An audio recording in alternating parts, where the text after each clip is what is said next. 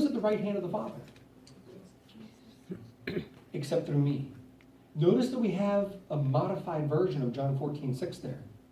I am, the Holy One of Yahweh is Yahshua. I am the way, the truth, and the life. No one comes to the Father and to his presence where there is fullness of joy. And at your right hand, except through me, there are pleasures forevermore. Now, I did some counting. How many times is God referenced with a name or title of God? I've outlined them for you. God, Yahweh, Lord, Yahweh, Yahweh, Yahweh, your Holy One, Yahshua, Yahweh in the flesh. 7. 7. Isn't that God's number? Now, how many times is the word you speaking to God about God? You is used more times, but talking about other people. Speaking of Yahweh, how many times is you mentioned? I've outlined them for you. 7. These are structures in the Bible that show you that there is deliberate design by the Holy Spirit in this. You try finding all the 7s in Revelation, you won't be able to. We're not done. How many possessives are in this? My trust, my soul, my Lord, my delight, my lips, my inheritance, my cup, my inheritance, my heart, my right hand, my heart, my glory, my flesh, my soul. 14. If you count them all, there's 14. What is 14? 7 and 7, isn't it? So there's 2 more 7s. Now, the psalmist, David, is in love with Yahweh, as I am, as I hope you are. Amen. How many times is the word I found in here? 7 times. That's all I could find.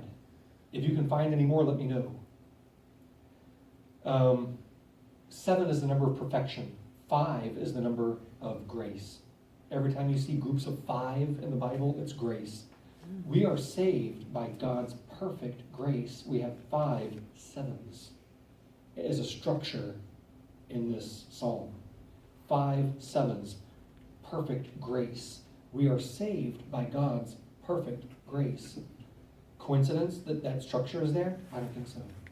There's too many coincidences. We find this in everything that we do. It's there. You have to have a radar to look for these things.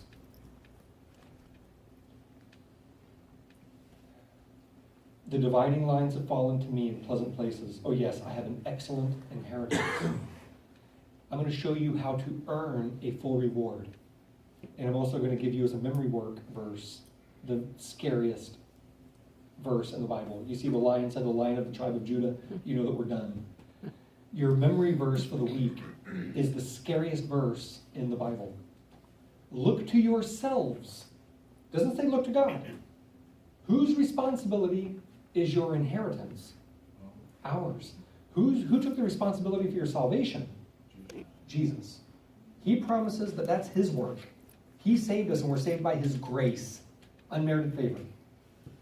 Whose responsibility is your inheritance? Yours. Isn't it fitting that whenever we're talking about our inheritance, it says look to yourselves. It doesn't say look to God. This is our test, not his.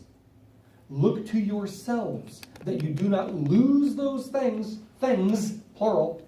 How many salvations are there? There's one salvation. So it's instantly obvious we're not talking about salvation. That you do not lose those things for which you've worked.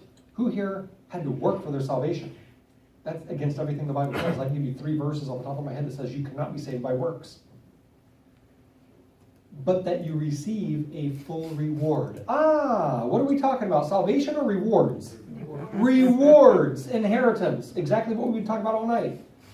Look to yourselves that you do not lose those things for which you've worked, but that you receive a full reward. Too many Christians will make it to heaven through faith, but have no reward.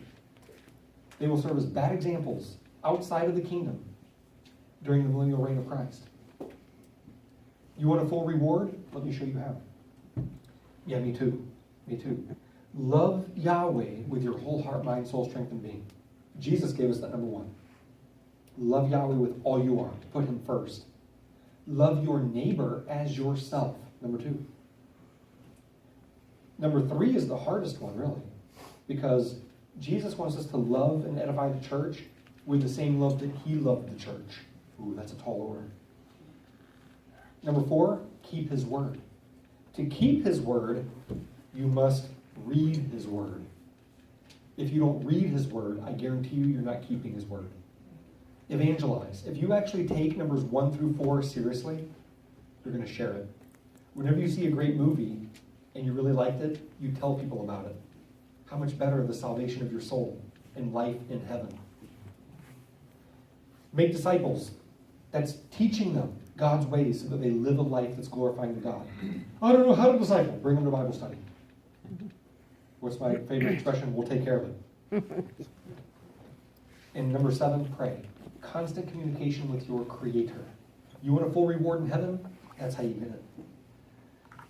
You know what? I would love to ask my big brother Roger to close us out in prayer. If you'd be willing, Roger, why don't you close us out in prayer?